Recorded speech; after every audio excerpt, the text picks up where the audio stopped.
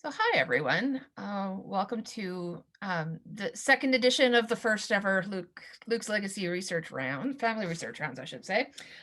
We are very much happy to see you here this evening and that you decided to join us for our social experiment.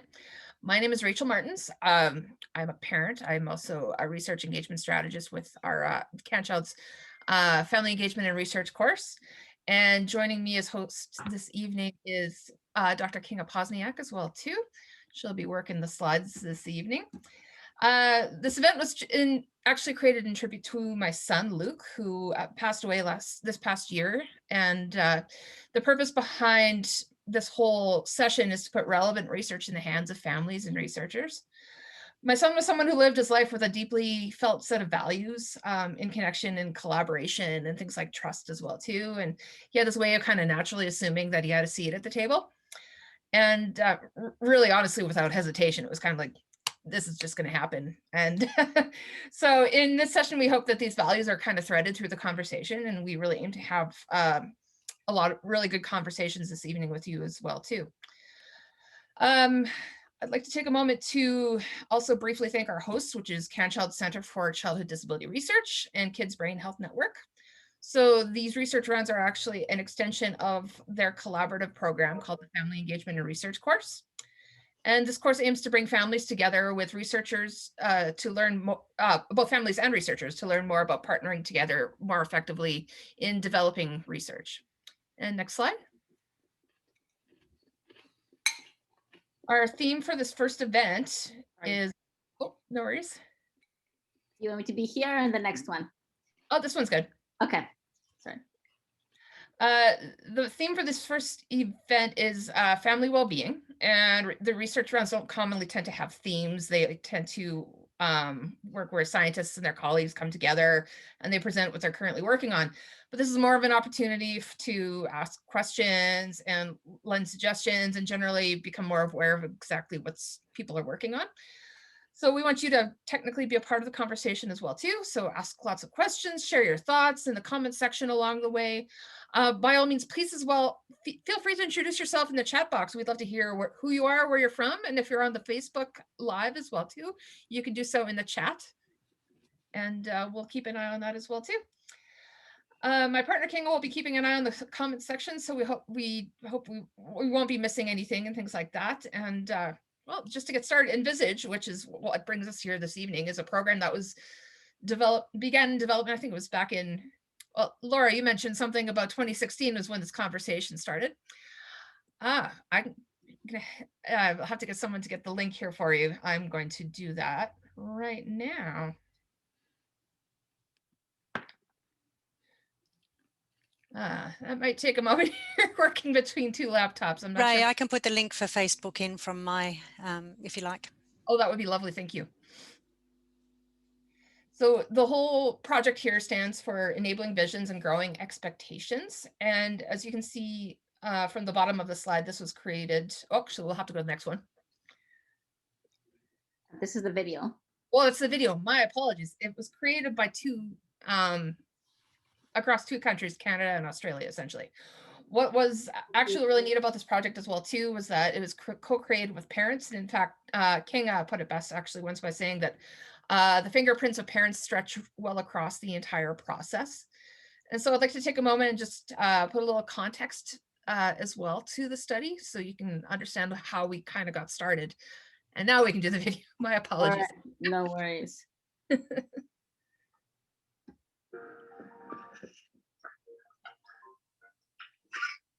User energy. So my name's Francine Buchanan. I'm the mother of Cristiano Buchanan, who's an amazing little 6-year-old. We were basically told that he would not talk, he would not walk, he would not interact with us. We were told many times that his quality of life would be nil. There would be no quality of life, and we should consider other options. I wish someone would have told me that my child is not his diagnosis. My child is still the same child that any child would be. Coming to that expectation of like, your child will do what they want to do. I wish someone had told me that. It's not the diagnoses, it's your child, and your child will guide you and lead you.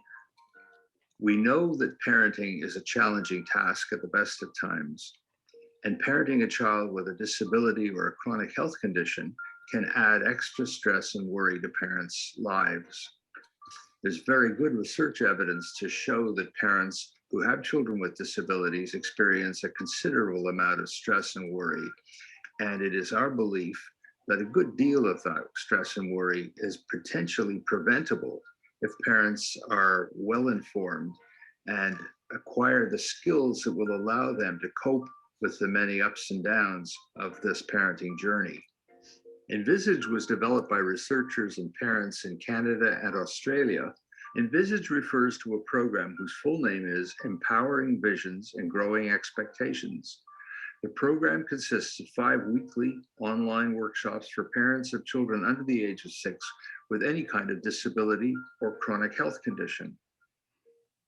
Parents can go through the materials on their own if they have the time, but they then have the opportunity to meet weekly with other parents and researchers for an online discussion. During these online meetings, we will be talking about 5 themes that we know to be both modern and important to families. The first workshop talks about the World Health Organization's way of thinking and talking about health and our adaptation of that with the F words in childhood disability. The second workshop talks about the importance of development of child, family, and siblings. In the third workshop, we refer to parenting as a dance led by the children.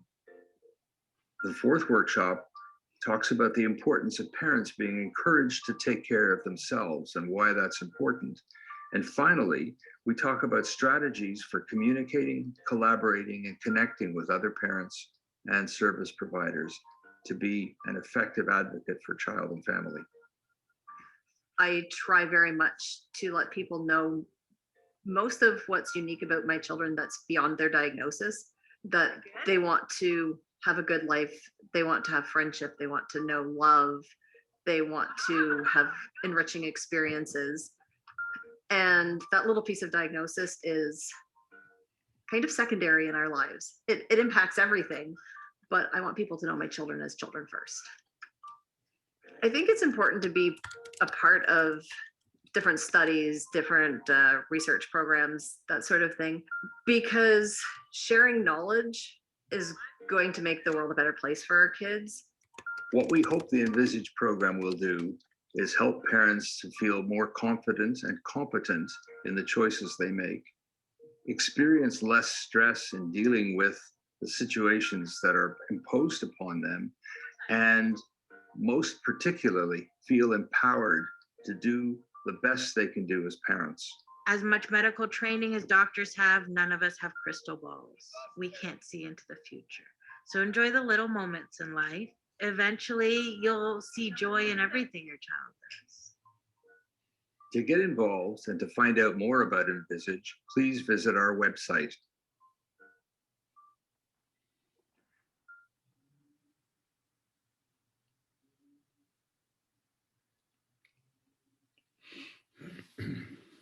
So as mentioned before with this project, it was co-created by a team of researchers and parents from Canada and Australia. And this workshop series was actually built with a method called integrative knowledge translation. And integrated knowledge translation is a model of collaborative research. And basically what it means is that researchers and people who have lived experience or knowledge users, they work kind of on an even table, essentially.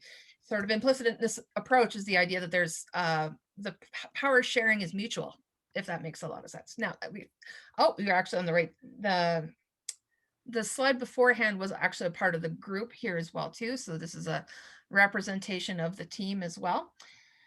And then we'll go to the next slide as well. So starting out, it's probably a good point to shed a little bit of light on the preschool years and why it's important to focus on parents. And we all come to the subject of disability with our own prior histories. Now, with my own family story, it's obviously going to be different than somebody else's family dynamics and what they learned growing up. So I grew up with disability being completely normalized, and while other families, this might be entirely new territory. So everybody's coming at things with their own unique perspectives. So why focus on parents? Now, I'd like to take an opportunity to invite Rose and Vicky, who are also parent co-creators here too, to come off mute and we can chat a little bit as well. So the question is, why focus on parents? What are some feelings that parents tend to have around this time? Okay, so I'll go first if you want, Ray. Sure. Yeah, so well, you know, to give a bit of a background on my story, I'll take you back to 15 years ago when my firstborn son Eric was born. He was diagnosed at 4 months of age with a brain malformation after the onset of seizures. And like so many other parents, you know, being taken into that horrible room and given a diagnosis was utterly devastating. At the time, and like so many others have, you know, we had this traditional and old-fashioned view that, you know, when you're presented with an impairment, you have to fix it because the health of your child and your family is only possible if everything's fixed, right? But, you know, naturally we threw everything we had at fixing this problem. I mean, you know, we knew we couldn't fix, he wants to talk now, Eric's brain malformation. You know, but we could try every miracle cure, every therapy, you know, every crazy and not so crazy idea. And believe me, we did try some crazy things. So, you know, every hour and every minute was exhaustingly taken up by, you know, this plan. And it was kind of this unspoken theme that, you know, everything else would stop. And we would just begin our real lives again, you know, when this was all over and when, you know, when the issue was dealt with. We had no frame of reference. You know, we had no one really to tell us that this was not sustainable and, you know, this was not the best way forward. So, you know, it was only a chance meeting with another mum who had a piece of wisdom, or a social worker who, you know, passed on a little bit of advice, or a neighbour who said, you know, take a nap. And, you know, and I started to build my new way of thinking and navigating this path. And that allowed us to find our family and our child's identity within this kind of limbo land. And, you know, but what if there was a way to give parents this roadmap early on in the journey? You know, the roadmap that I didn't have. You know, still parents today, even 15 years ago, nobody explained things in the way that Envisage does. But, you know, if still today there are many parents who are just not getting any advice or any support. You know, we get, you know, we can come to that understanding that the health of your family is not linear, and it's not solved or fixed, and it's not that end result that give your family and your child that identity, but so many other interactive factors. And, you know, what if we could have permission or understanding that, you know, your family will grow and it will develop, and it will be nothing like you expected and never in a straightforward way, but it's going to happen.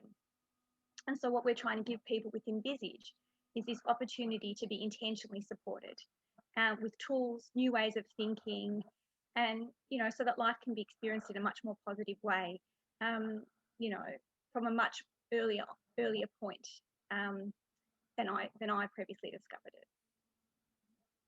So that's my story. Much appreciated.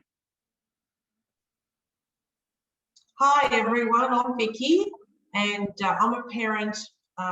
Like Rose, I'm a parent. My daughter is a little bit older. She's actually 29 almost, and she was born with cerebral palsy, so quite a while ago. And you know, when we received, looking back all those years ago, when we received a diagnosis, and in talking to parents these days, one of the things that I notice is that really the whole, you know, time of diagnosis and being told and all of that hasn't really changed very much. So I think, you know, there's some work to be done there, which I think the Envisage team are looking at, absolutely. But in my struggle and search for solutions to fix it, you know, not unlike Rose, but, you know, in my search to fix the disability, I came across some other parents who were also struggling with, you know, the same stories. And what we found was, what we had in common is that we all wanted to share our stories, and how empowering that was to do that at the time. So this group of parents, you know, all those years ago got together and And as a result, we all felt very empowered just by being able to share stories and experiences and share information and seek out information. And we're talking at a time, you know, before internet. So information was really difficult to get. And so, you know, the power of having peers to talk with and share these ideas and information and experiences was invaluable. And from that support group, you know, within a short period of time, it developed and grew into an organisation which is now one of Victoria's leading organisations for cerebral palsy, so called the Cerebral Palsy Support Network. So I'm, you know, really proud to sort of watch that grow over time from the initial idea of how important peer support is. So one of the things that I noticed in peer support is that I found comfort in knowing that I wasn't alone as well, and that's really important. But one of the things that I suppose was missing is that it was very relaxed and not very formal, and getting information was reliant very much on just other parents. So when I came across the Envisage workshops and the Envisage team, I was really thrilled, because for me, it meant that we had that informal part of that peer support, which is absolutely vital, especially in the early years, but it was a little bit more formalised, and it had some tools and it had a process, and there were, you know, there was a parent facilitator and a professional facilitator. And so I knew that it was providing ideas based on best practice and research and all of those really wonderful things that makes it so special. So, you know, I love that it was structured. I love the tools that it provides families. Yeah, and so I think Envisage is a wonderful thing, and I'm really looking forward to continuing to be part of the team, and you know, and I look forward to it taking off and parents really getting a lot of benefit from the Envisage program. So yeah. Thank you so much, Vicki. I can say from my own experiences as well, I represent a demographic of families that don't really have the luxury of a future. My son was born with a really rare chromosome diagnosis, and when it came to how to parent someone who you just don't know how long the time you have with them, there's not a lot, there's nothing in terms of information in that respect. And so when it came to battling with the notion of grief, but also parenting and seeing if there are solutions as well too. And given the fact that as we go through life, we still continue to try to understand the science of our kids and things like that. But at the time, it was a very big challenge in terms of finding people who were willing to fight for him in some ways. And in some ways, I had to be very good with letting things go. And so the stress of all of that and having to make choices that were within the framework of who he is, and to make ensure that his life is a full one and a really good one. You want to make all those memories, depending on, you know, be it a lifelong or short, you just want to make it a good one.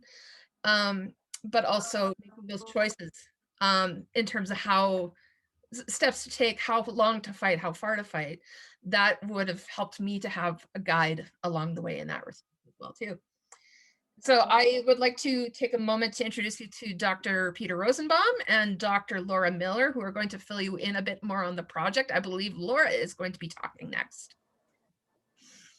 Thank you, Rachel, and thank you for this opportunity to talk. And I think Rachel, Vicki and Rose just beautifully articulated the foundations and the underpinnings of Envisage. And so I am going to take you on a whirlwind tour of Envisage, and very happy to answer emails or questions later, just so that we have an opportunity for some good Q&A time at the end.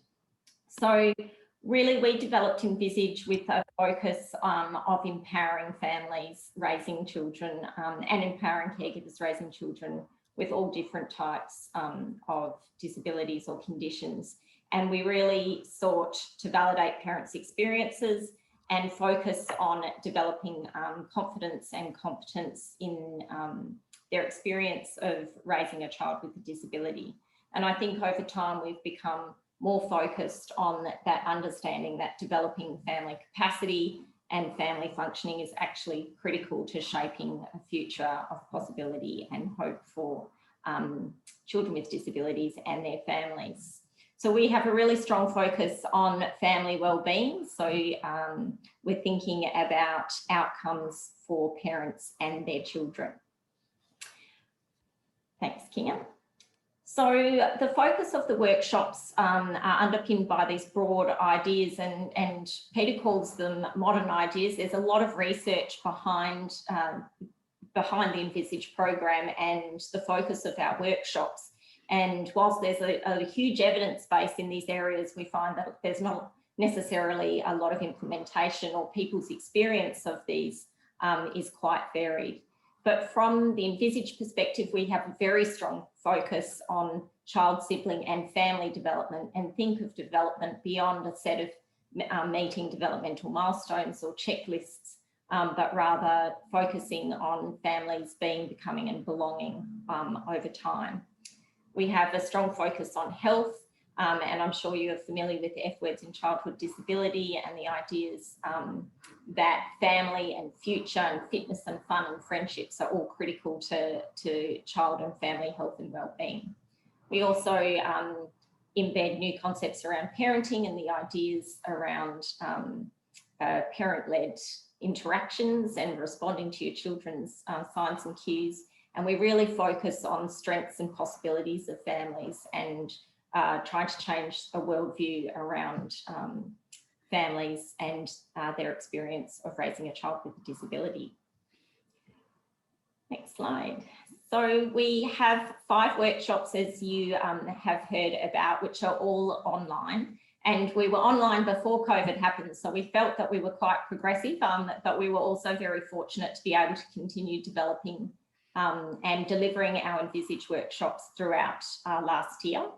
And the 5 workshops are based on issues that families have told us are really important to them, that need addressing at this early point, and have been developed and co-designed with families. So as Rachel said, families have been involved in every point of identifying what the issues are and what the focus of the workshops would be, as well as developing what should go into those workshops and what format they should be delivered in.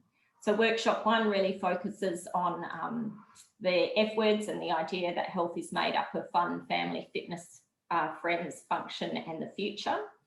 Our second workshop is around family development and understanding that families will grow and develop over time, but it's at a different pace and in a unique experience for everyone.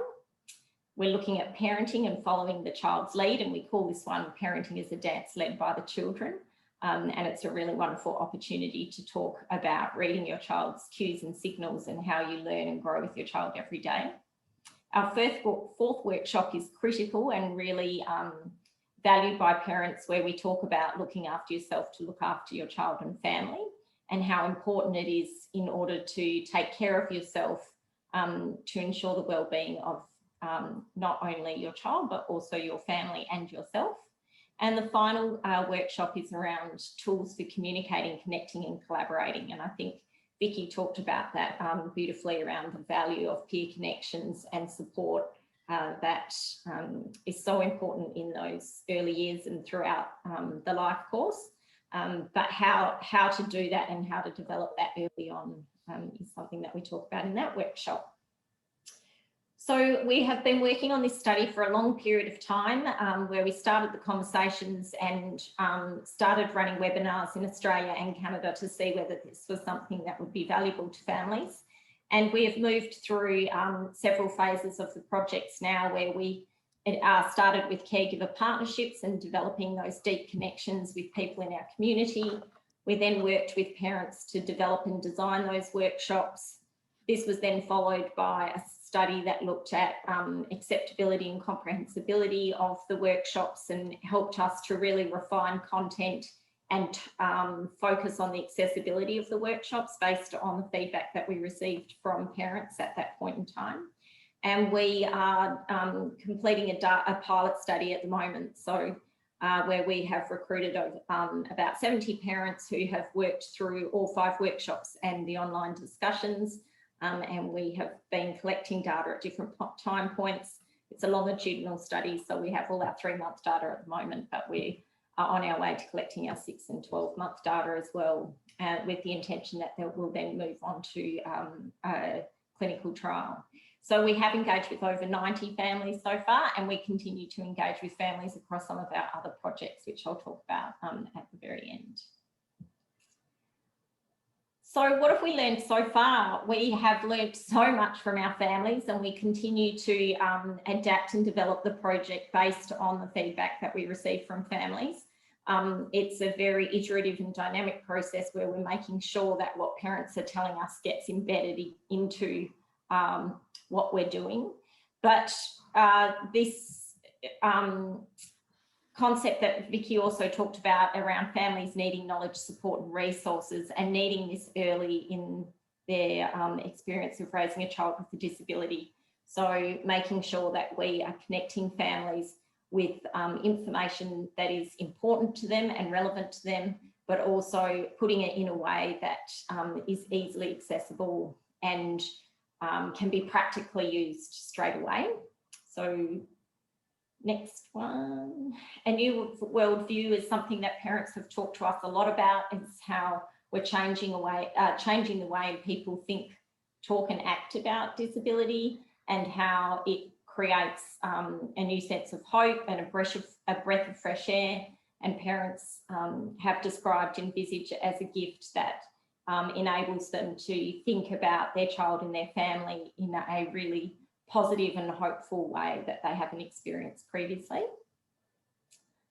The next one is the importance of prioritising the wellbeing of caregivers and the whole family, and that this is a critical aspect of Envisage that really talks about the importance of self-care and wellbeing, and the need to be able to look after yourself at a time where often your priorities frequently come last. But the importance of that and how you can find, small moments and small times that really help to fill your cup and replenish you and keep you going for your family.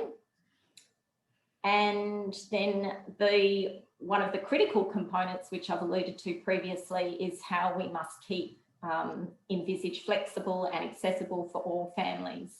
So being very mindful and considerate of the time that it takes for families and the headspace parents need to be in to be able to engage and participate in the program, how we present information in a way that's accessible from a different cultural perspective, with different languages and different expectations around technology use and availability.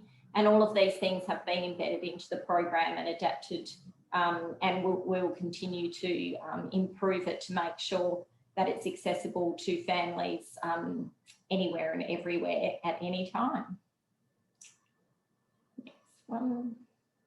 So we have a number of different next steps associated with Envisage. We've kind of labelled them in 4 different areas. So Envisage Families is what we've been talking about to this point, but a lot of the work that we've done with families have said this is really wonderful. I'd love my service provider to be able to have this information too, so that we can have a shared knowledge and shared understanding and look at things through a similar lens. And that would really change my experience as well. So we are very pleased to be able to commence our work in Envisage service providers, and we have a wonderful team who is much bigger than the team that you saw on that first slide, who is going to be working with us on the next phase of Envisage service providers. We've also recently received a grant to further our work with Envisage First Peoples. So that came from an understanding that the program really needed to be designed in collaboration with Aboriginal and Torres Strait Islander families from the very beginning, and be thinking about how to present information in a culturally responsive and safe way. So we're underway for the work with that. And we also have a wonderful PhD student at CanChild who is doing Envisage Croatia as part of our international work, where we are translating the Envisage Families programs and delivering that with a network of families in Croatia. So there's a lot of work in this space, and we really would be very happy to engage with people and continue the conversations with people that might find this valuable and useful for them, and the families that they work with or are part of.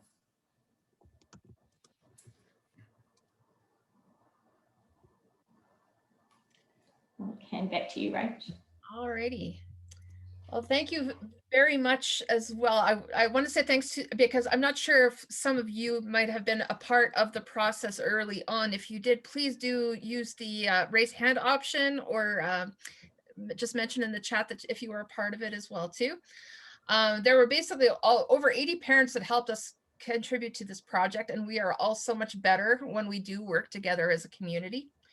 And your legacy is truly, honestly, going to leave ripples through for a very long time. And we just love that about this. Next slide. If you have any further questions, please do feel free to contact either the Canadian or Australian team at the following emails as well. Next slide.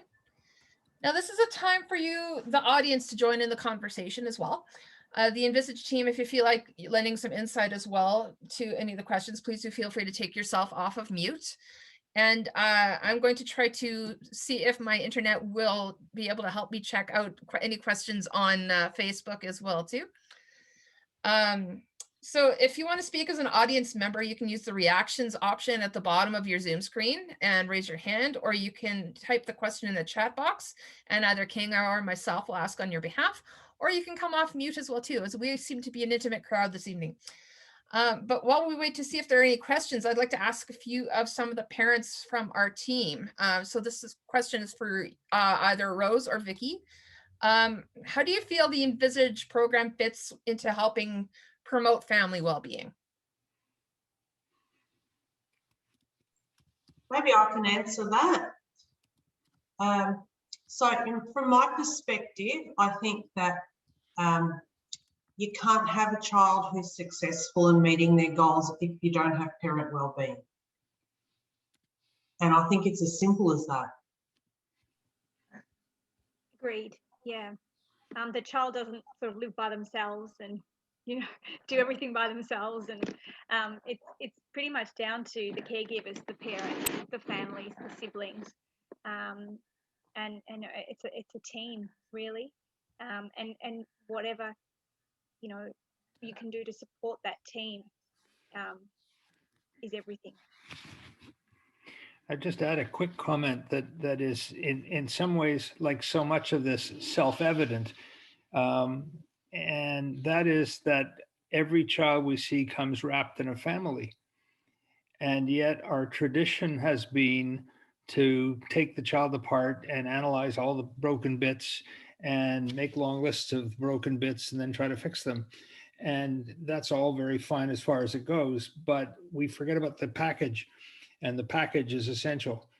And so we cannot have discussions about childhood disability without the and family part of the conversation being there. And that fits with what Rose and Vicky are saying. And also, I think parents need to be aware that, you know, you can take your child to a therapist, and here's my child sort of thing. But, you know, if they're given permission to say, I've got a voice, you know, I can direct and teach you about my child. I don't just say, here's my child with cerebral palsy for 1 hour. You know, I say, this is my child, and these are all the things that make up my child's identity and all the things my child likes to do. And parents are not aware that they can ask those questions. They think, well, I'll take them to the OT, or I'll take them to the physio or the speech therapist. But when a parent realizes that they're allowed to say, I'm the expert, you know, I'm the expert on my child, and I want to be part of a collaborative team. I think it's really, you know, you even see the parents in our workshops who start to feel, oh, I can do that, you know, I knew I felt like I could at home, but I didn't know I could outside. And it's a wonderful thing. I think professionals are starting to understand the importance of asking the question, you know, how are you, to parents, as well during consultations. I think that's starting to happen where in the past it wasn't even a consideration. You know, you turned up to your appointment with your therapist or your doctor and you were there for the child. And whereas I think that's starting to change a little bit now, which is really good to know. It's really good to see. Absolutely. And I think finding that foundation is so key with this as well, too. I know I wrote an article recently, and part of the thing ended up talking about how care, in essence, the care relationship is a dance. And you think that's such a beautiful concept. You know, everyone's working in, you know, in the appropriate movements, and there's synchronicity and things like that. But initially starting out, when I felt like I was without tools, it didn't feel like a dance. It kind of felt like I was being dragged by my arm down across the dance floor. And so by comparison, if you can say it's okay to have an opinion, it's okay to talk about these things, to encourage that sort of level of collaboration, that's a game changer for any parent starting out who is in essence an information sponge at this point to begin with. Now, for the audience, if you are a parent of a child with a disability diagnosis, what are some questions that arose for you early on after the diagnosis? Or was there things that you found helpful personally, or things that you would honestly tell your younger self? I'm kind of curious about that. I mean, even as a parent of a child without a disability diagnosis, I think we all kind of come at these things with big questions. By all means, please feel free to take yourself off mute. We're all family.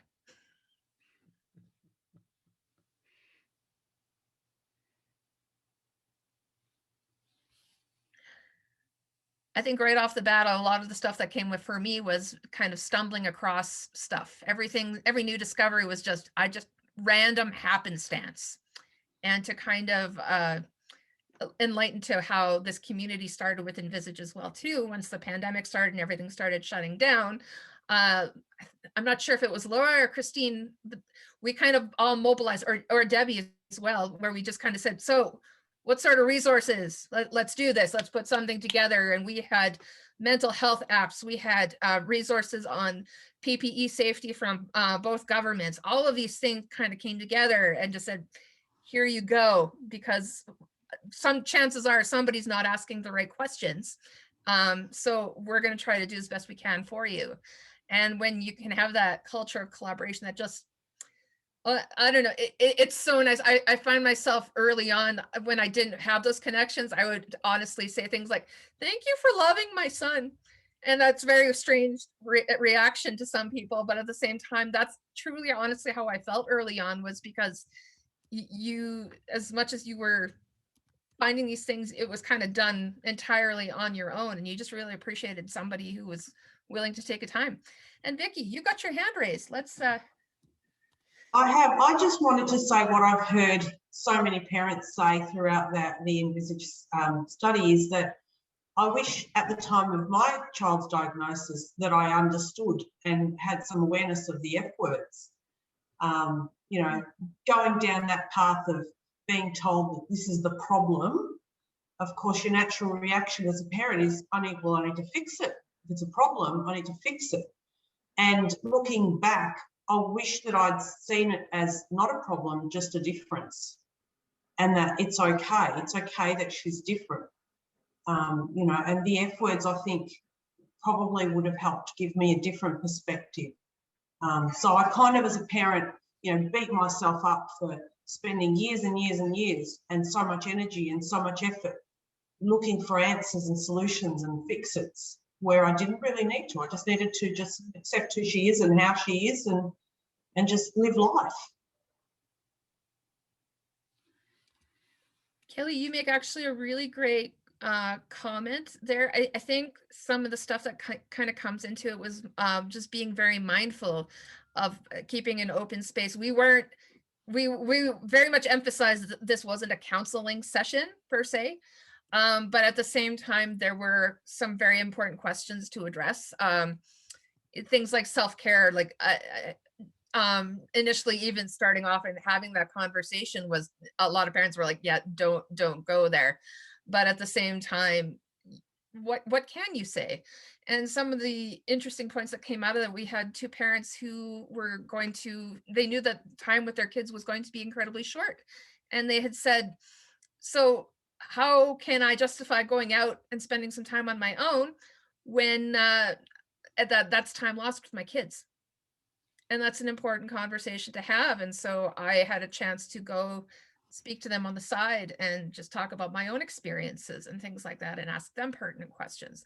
So we tried to take a non-prescriptive standpoint from it, but just asking questions as to, pointing in their direction and say, so what does this mean in the framework of your life experience and things like that? And so there were just different stories that kind of came out of that as well too. Rose, you have something to say? Yeah, so I just wanted to say that, in these workshops, there's just an opportunity for parents to just talk. And that's a really therapeutic, thing. It's just when you see that there's just a space for them to just talk about their kids, talk about their concerns, their worries, their ideas, their hopes. We give a lot of information, but we also create that space for them. And I think that's an important thing to hear and listen. As well, Kelly, I just noticed in your post about post-NICU, I have honestly had those questions in my mind as well too, about talking to folks who work in FI care, or family integrated care is what we call in Canada. I'm not sure if it's an extended topic point, but that's definitely something that has crossed my mind personally. And we work with families who might not consider their child yet to have a disability and that they don't have a diagnosis. It seems to me that they might need a lot of support. Does Envisage work for those families? That was actually a really interesting conversation when we were talking about inclusion criteria, is that this was probably one of the more broad experiences I've had in terms of who's invited to the party. I was thoroughly impressed as a parent myself. People within the rare disease community, things like that, because from a charity standpoint, I actually talked to somebody who said that, they work in a CP related charity, but they said that a lot of people get lost because of things like genetics appointments. And they say, well, it's not so much CP, where they used to get lumped into programs a lot like that, but now it's this particular type of chromosomal rearrangement, and they don't even realize that those resources are out there. So in terms of a sense of identity, we're all kind of in the same programs, but to invite more people to the table was just a really wonderful experience when it came to these workshops. Can I make a quick comment about, because it's come up in the chat, about diagnosis?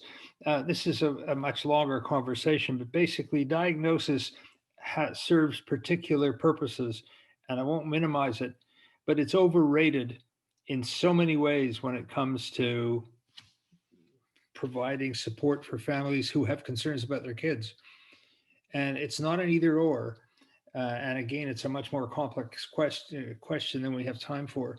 But we should never, in my opinion, ever exclude people because they haven't yet got a diagnosis. Mm-hmm.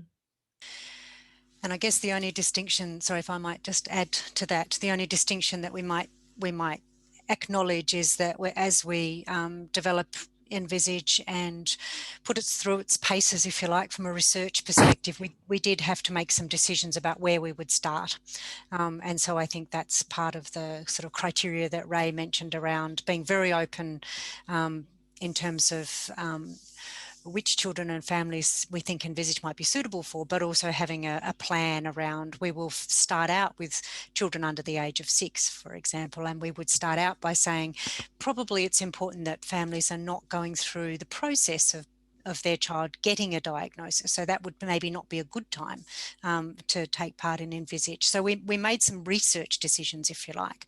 But in terms of the ongoing intent of Envisage, it is not to be diagnosis specific. And there's a question from Suze in the chat about whether we matched parents in groups based on commonalities. And one of the things that we did in our phase 3 was ask parents about whether they felt that they needed to be in groups of children with similar kinds of diagnoses or challenges, or whether it needed to all be the same age group. And by far the response from parents was that they were happy to be in different groups and meet different parents. But we did, like Christine said, we made some decisions around keeping the age contained at this point in time. And we did see sometimes there were groups where there were families that just were very similar. And that was a different experience to families where there were children that were all quite different. But I think there wasn't a purposeful matching that happened at the time. But we got really valuable information from families about that experience in terms of how it related to them. Thanks, Phil. We had a question as well as to when the next set of workshops is. So I'm not sure if any of the researchers on the call here.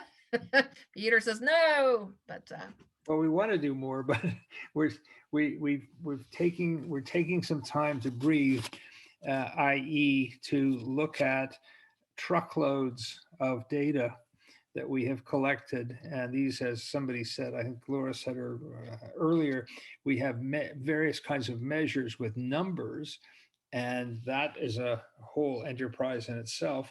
But we've also done a huge amount of, my favorite word, interviews with families. And those interviews then are being analyzed to look for themes and experiences that parents can tell us about in words that are different from what the numbers tell us. And we really want to get it right. It fits with what Christine said a minute ago about making the decision to start with families of kids with preschool children, with preschoolers.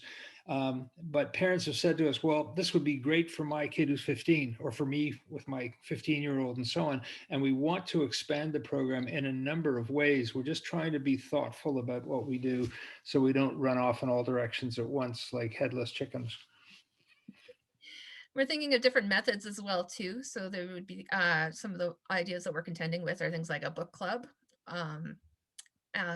through child development clinics, places like that. Basically, the big question right now is where would you want to see this? And if you have a particular response as to that question right now, by all means, please feel free to put in the chat. We are taking in all the info at this point. We're very, very happy to do so.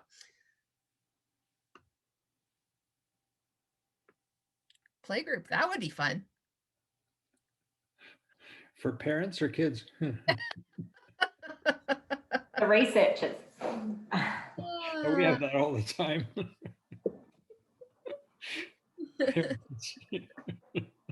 So yeah, that's what I have thought about when it came to the idea of, but I am someone who is quite blessed to have a community of parents who I am quite interconnected with.